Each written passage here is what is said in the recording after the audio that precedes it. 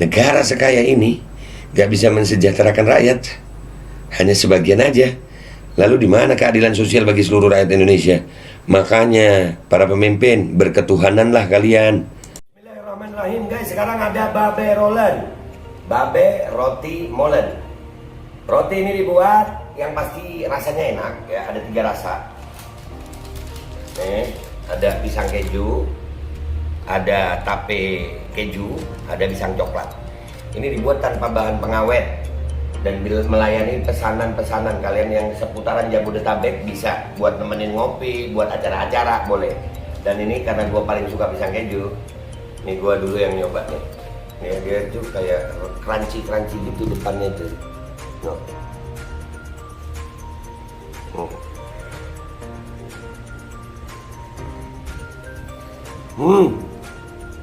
Tahu kerennya di depan nih, terus di dalamnya empuk. Ya Allah. Udah nggak usah lama-lama, lu kalau kepingin langsung pesen aja, itu ada nomor WA-nya, nanti gua kalau cantumin, ada juga IG-nya, langsung pesen, murah. Ini cuman nanti dia tanya itu 35.000 kalau nggak salah, ya.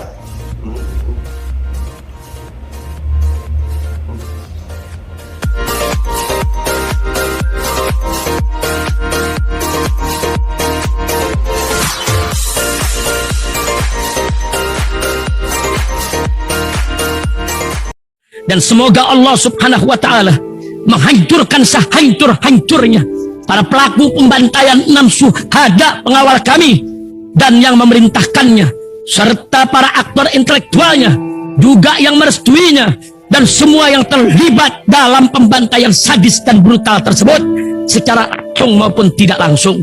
Allahumma dammirhum tadmira waqtulhum badada wala tughadir minhum ahada ya qawi ya matin ya muntaqim amin ya rabbal alamin.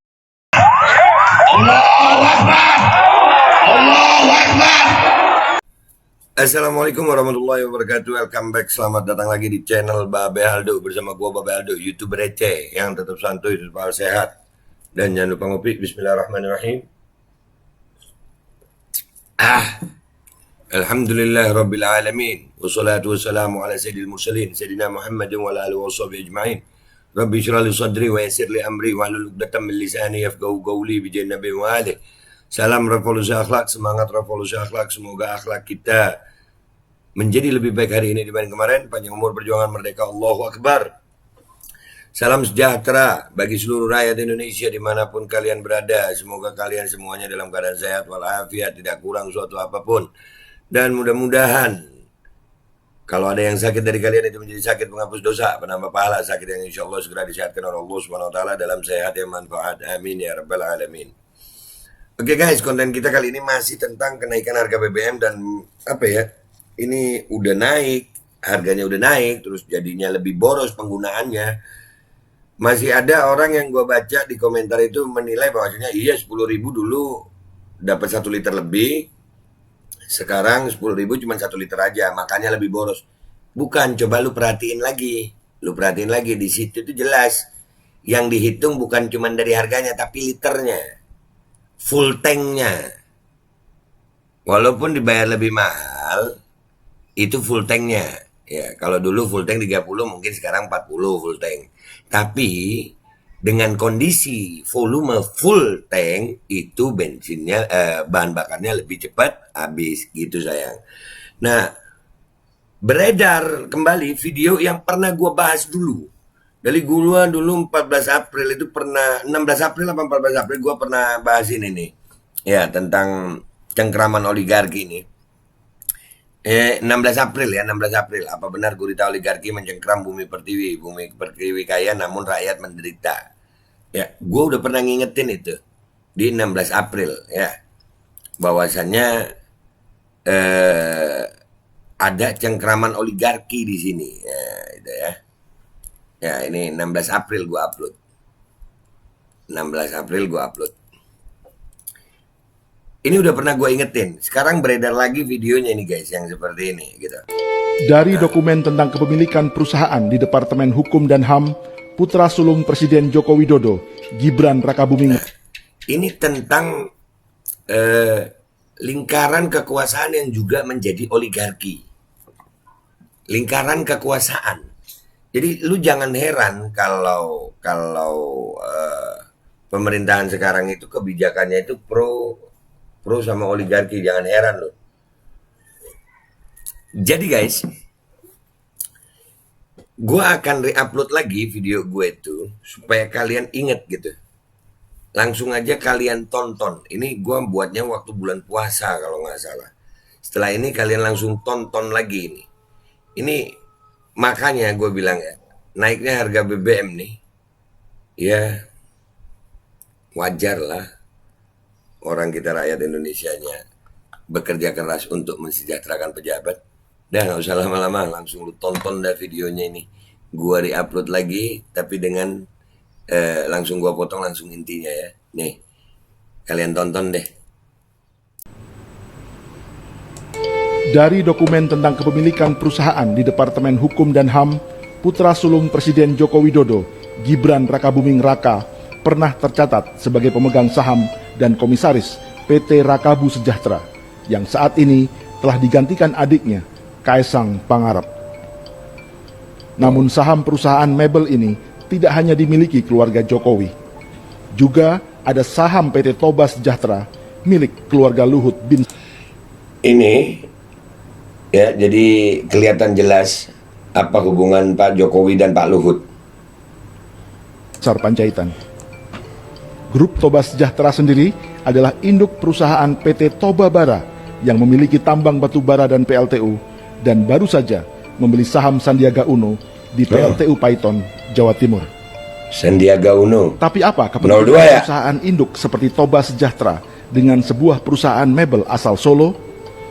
Dalam dokumen perusahaan, bidang usaha PT Rakabu Sejahtera sesungguhnya tidak hanya mebel, namun juga meliputi pembangunan atau konstruksi, pembebasan lahan, real estate, properti, pengerjaan beton, instalasi mesin, jaringan telekomunikasi, multimedia, hingga reklame dan periklanan.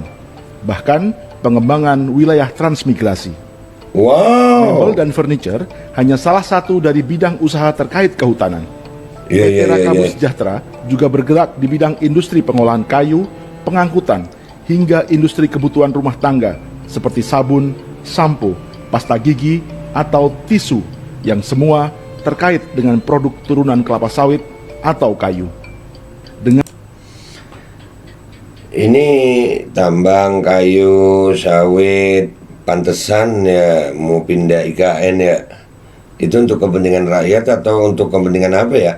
Dengan cakupan bidang usaha sebanyak itu, modal awal perusahaan yang berdiri pada 2009 ini adalah 31 miliar rupiah. Selain sebagai Menteri Koordinator Kemaritiman, Letnan Jenderal Purnawirawan Luhut Panjaitan adalah bagian dari tim sukses Jokowi yang disebut Tim Bravo 5. Tim Bravo 5 sendiri diketuai oleh Jenderal Purnawirawan Fahrul Razi, mantan Wakil Panglima TNI di masa Presiden Abdurrahman Wahid. Fahrul Razi juga menjabat komisaris di induk perusahaan PT Toba Sejahtera, selain di perusahaan tambang pemerintah PT Antam. Pensiunan jenderal yang lain di tim Bravo 5 kubu Jokowi adalah Suwaidi Marasabesi, mantan Kepala Staf Umum TNI. Ia tercatat sebagai komisaris PT Kutai Energi yang menambang batu bara di Kutai Kartanegara, Kalimantan Banyak Timur. jenderalnya ya. PT Kutai Energi adalah anak perusahaan PT Toba Sejahtera yang sahamnya dimiliki keluarga Luhut Panjaitan. Di situ-situ aja ya. Wow.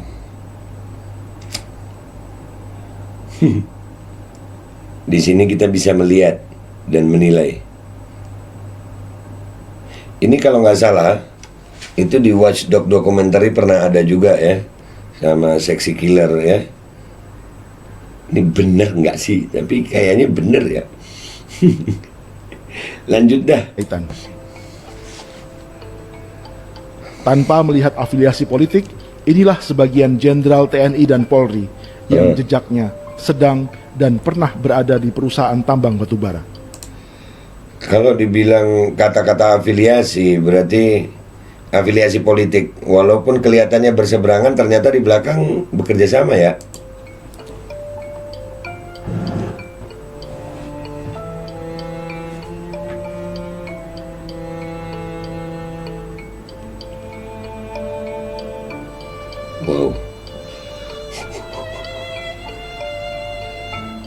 Haryanto Sutadi, Alvin Sinaga, jenderal semua nih.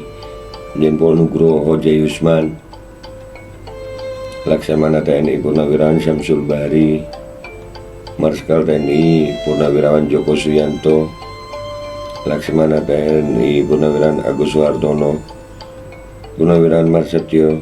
Sementara dari kalangan sipil, ada pengusaha Osman Sabtaodang yang menjadi Dewan Penasehat Tim Kampanye Nasional Joko Widodo. Wow. Ia memiliki kaitan dengan perusahaan tambang batubara di bawah bendera PT Total Orbit Prestasi di Barito Utara dan Tanah Bumbu di Kalimantan Selatan. Kalimantan. Nama lain adalah Andi Syamsuddin Arsyad alias Haji Isam dari Kalimantan Selatan. Kayak apa Pengusaha kabar yang namanya pernah muncul sebagai wakil bendahara di tim kampanye nasional Jokowi Ma'ruf ini adalah pemilik tambang batubara di bawah bendera grup John Lynn. Perusahaan ini memiliki konsesi dan menambang di 3 kabupaten di Kalimantan Selatan. Berikutnya adalah Haritanu Sudibyo, Dewan Penasehat Tim Kampanye Nasional Jokowi dan juga Ketua Umum Partai Perindo. Selain memiliki 3 televisi nasional, Haritanu juga berbisnis batubara lewat induk perusahaan bernama MNC Energy and Natural Resources. Udah tahu kenapa kadang-kadang TV tidak menyiarkan apa aksi di lapangan? Ya, oh, ya. Di bawahnya terdapat 9 perusahaan yang diantaranya menambang di Kalimantan Timur dan Sumatera Selatan. Wow, tajir ya. Batubara di kubu Joko Widodo berikutnya adalah Yusuf Kala yang menjadi wakil presiden dan sekaligus Dewan Pengarah Tim Kampanye Nasional. Pengusaha asal Sulawesi Selatan ini berbisnis batubara dan listrik lewat bendera Grup Kala dengan setidaknya 2 anak usaha, yaitu Kala Arebama dan PT Kala Electrical System yang bekerja sama dengan PLN. Lewat perusahaan yang lain, Yusuf Kala juga mengembangkan pembangkit listrik tenaga air di Sulawesi Tengah. Lalu bagaimana dengan kubu Prabowo dan Sandiaga Uno? Prabowo Subianto tercatat sebagai pemilik Nusantara Energy Resources yang menaungi 17 anak perusahaan. Wow. Adapun Sandiaga Uno adalah pemegang saham Grup Saratoga yang juga pernah menjadi Direktur Tambang Batubara PT Multi Harapan Utama di Kutai Kartanegara. Lubang tambang perusahaan ini ikut menelan korban jiwa. Jejak Sandiaga Uno juga muncul di PT Adaro Energy yang merupakan tambang batubara terbesar di Indonesia saat ini, yang juga memiliki saham di proyek PLTU Batang, Jawa Tengah. Kubu Prabowo Sandi memiliki tim sukses yang disebut Badan Pemenangan Nasional atau BPN, di mana Direktur Komunikasi dan Media dijabat oleh adiknya sendiri, Hasyim Joyo Hadikusumo. Hasyim adalah pemegang saham PT Batu Hitam Perkasa yang memiliki PLTU di Paiton, Jawa Timur, sebelum dijual kepada PT Saratoga Investama milik Sandiaga Uno, dan oleh Sandiaga Uno akhirnya dijual kembali kepada PT Toba Bara Energi milik Luhut Panjaitan. Nama lain di kubu Prabowo adalah Ferry Mursidan Baldan yang menjabat sebagai Direktur Relawan untuk Badan Pemenangan Nasional. Keluarga Ferry melalui istrinya memiliki 3 izin usaha penambangan batubara di Kabupaten Berau, Kalimantan Timur, yaitu PT Syahid Berau Bestari, PT Rantau Panjang Utama Bakti, dan PT Syahid Indah Utama. Bahwa yang 35.000 megawatt di seluruh Indonesia dari Sabang sampai Merauke itu harus dengan cara apapun harus dikejar. Dengan cara apapun. Jika sebagian besar dari 35.000 megawatt yang disebut Presiden Jokowi adalah batubara, maka ini adalah kabar baik bagi setidaknya 10 perusahaan batubara terbesar di Indonesia. Sebab 60% dari seluruh bisnis batubara dikuasai oleh 10 perusahaan ini. Selain menambang batubara di hulu, di industri hilir mereka juga para pemilik PLTU. Jumlah PLTU dan kapasitas yang dimiliki bervariasi, dan sebagian dalam tahap perencanaan, perluasan, konstruksi, atau komitmen investasi. Wow. Sebagian besar mereka memang tercatat di Bursa Efek Indonesia. Bahkan juga tercatat sebagai perusahaan bersaham syariah seperti Adaro Energy, Bayan Resources, Harum Energi, Indika Energi, Indo Tambang Raya Megah, Bukit Asam, hingga Toba Bara Sejahtera. Saham syariah adalah saham yang dianggap tidak bertentangan dengan prinsip-prinsip syariah di pasar modal. Lembaga yang menentukan perusahaan-perusahaan tambang berstatus syariah ini adalah Dewan Syariah Nasional yang dibentuk oleh Majelis Ulama Indonesia atau MUI. MUI ada ya? Oh, pantes. Ya. Lantas siapa yang memimpin Dewan Syariah Nasional MUI? Calon Wakil Presiden Ma'ruf Amin yang juga Ketua MUI. Ma'ruf juga tercatat sebagai Dewan Pengawas Syariah di sejumlah bank seperti Bank Syariah Mandiri, BNI Syariah, Bank Mega Syariah, dan Bank Muamalat. Itu belum termasuk Dewan Pengawas Syariah di 3 perusahaan asuransi, Mega Insurance, Bringin Life, BNI Life. Tajir Pak Ma'ruf ya. Di Bank Muamalat, di mana Ma'ruf tercatat sebagai Dewan Pengawas Syariahnya, baru-baru ini hendak mendapat bantuan modal dari sebuah konsorsium yang salah satunya bernama Links Asia. 3 nama di perusahaan investasi asal Singapura itu sendiri juga tidak jauh dari lingkaran bisnis batubara. Rizal Rishad pernah tercatat sebagai pendiri PT Brau Coal Energy yang menambang di Kalimantan Timur. Jamal Atamimi adalah komisaris di PT Toba Bara Sejahtera. Sementara Diki Yordan adalah direktur di Toba Bara. Waduh. Wow. Jadi itu guys, itu informasinya. Dan gua ngeliat video ini ternyata itu mungkin sebelum 2019 nih video. Jadi lingkarannya ya itu aja, pantas aja ya 01, 02 jadi 11, 12 sekarang ya. Nah ini apakah kita akan begini lagi nanti? Ini cukup menggugah ya. Di luar keabsahan benar tidaknya ini video, ya gue melihatnya di situ ada lingkaran-lingkaran cengkraman oligarki. That's why itulah kenapa bangsa Indonesia sampai hari ini kayaknya rakyatnya susah ya. Lah itu aja orangnya guys. Dan ini gini ya, dengan negara sekaya ini kok bisa kita ini kekurangan minyak, harga minyak naik. Itu kaya loh itu tadi loh, itu kalau buat rakyat insya Allah rakyat makmur itu. Kita nih makanya Indonesia ini bukan negara yang kekurangan kekayaan, bukan negara yang kekurangan orang pintar, tapi kekurangan orang yang punya cinta kepada rakyat Indonesia. Kalau dirunut dari Pancasila itu ketuhanan yang Maha Esa, kemanusiaan yang adil dan beradab, persatuan Indonesia, kerakyatan yang dipimpin oleh hikmat kebijaksanaan dalam permusyawaratan perwakilan. 5. Keadilan sosial bagi seluruh rakyat Indonesia. Puncaknya itu, awalnya itu adalah ketuhanan yang Maha Esa. Kalau pemimpin-pemimpin kita ini menerapkan Pancasila dalam pribadinya, ketuhanan yang Maha Esa, mereka pasti akan menjadi orang yang adil dan beradab. Kalau sudah nggak adil, nggak beradab, ya susah mau dapat persatuan. Persatuan Indonesia susah, kita nggak adil dan beradab soalnya pemimpinnya kalau nggak bertuhan, tidak memakai ketuhanan, tidak melihat apa yang mereka lakukan itu akan dipertanggungjawabkan di sisi Tuhan gitu. Karena kalau ketuhanan gue yakin ini adil dan beradab. Ini kalau sama ini kayaknya nggak bertuhan, artinya kurang iman gitu ya. Kok nggak merata ya? Kok hanya sebagian ya? Pertanggungjawabannya gede, ya rezeki itu ya masing-masing deh ya. Cuman gue ngelihatnya ini kenapa gue sampein juga ini terlepas dari video itu benar atau salah. Tapi paling tidak pemimpin-pemimpin kita doakan mudah-mudahan punya rasa ketuhanan gitu ya, ketuhanan yang Maha Esa supaya mereka bisa berbuat adil dan beradab. Adil dan beradab. Ini kadang-kadang kita ngelihatnya nggak adil nggak beradab itu apa orang kemarin ya apa ngebunuh begal membela diri, dia membela diri mau dibegal. Beliaunya tersangka, tapi walaupun udah selesai ya itu masalahnya, ya itu akhirnya kan nggak beradab gitu, nggak adil. Ya mungkin karena nggak bertuhan ya, artinya nggak bertuhan itu bukan orang itu tidak beragama, bukan, tapi tidak memakai ketuhanan dalam kehidupan pribadi sehari-harinya gitu, sehingga bisa berbuat seperti ini. Nah itu aja guys ya, ini menjelang buka puasa, mudah-mudahan ini jadi informasi yang bermanfaat. Nanti malam ada yang mau gue bongkar lagi ya, insya Allah menemani saat sahur kalian. Itu aja dari gue. Gue minta maaf kalau ada salah. Silakan share, silakan like. Yang belum subscribe. Mudah-mudahan ini jadi manfaat buat semuanya. Wabillahi taufiq wal hidayah wa ridha wal inayah wal afu minkum. Wassalamualaikum warahmatullahi wabarakatuh. Negara sekaya ini gak bisa mensejahterakan rakyat, hanya sebagian aja. Lalu di mana keadilan sosial bagi seluruh rakyat Indonesia?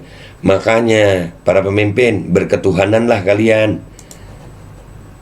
Dan semoga Allah subhanahu wa ta'ala menghancurkan sehancur-hancurnya para pelaku pembantaian 6 syuhada pengawal kami dan yang memerintahkannya, serta para aktor intelektualnya juga yang merestuinya, dan semua yang terlibat dalam pembantaian sadis dan brutal tersebut secara langsung maupun tidak langsung. Allahumma dammirhum tadmira waqtulhum balada wala tughadir minhum ahada ya qawi ya matin ya muntaqim. Amin ya rabbal. Assalamualaikum warahmatullahi wabarakatuh. Ini nggak usah lama-lama buat seluruh rakyat Indonesia. Alhamdulillah Majelis Penderitaan Rakyat dengan kekuatan yang ada sekarang sudah sampai di sidang PT UN, dan kita masih banyak yang akan kita gugat lagi tentang masalah mandatori vaksin. Jujur aja kami kesulitan untuk dana untuk operasional. Ya, dengan segala kerendahan hati kami mengajak semua rakyat Indonesia yang mau, sekali lagi yang mau, gak ada paksaan untuk yang tidak mau. Nih ada meme-nya atau flyernya atau apa namanya. Lu catet deh, ayo sama-sama kita berjuang untuk stop mandatori vaksin. Dah, gitu aja, gua tunggu partisipasi kalian semuanya. Gua nggak mau meminta pada lembaga tertentu, gua nggak mau minta pada partai tertentu, karena ini perjuangan untuk rakyat Indonesia. Gua nggak berafiliasi dengan kelompok tertentu, gua nggak berafiliasi dengan partai tertentu, karena gua rakyat Indonesia yang untuk rakyat Indonesia. Kapan lagi kita berjuang dari rakyat untuk rakyat demi rakyat? Merdeka, Allahu Akbar.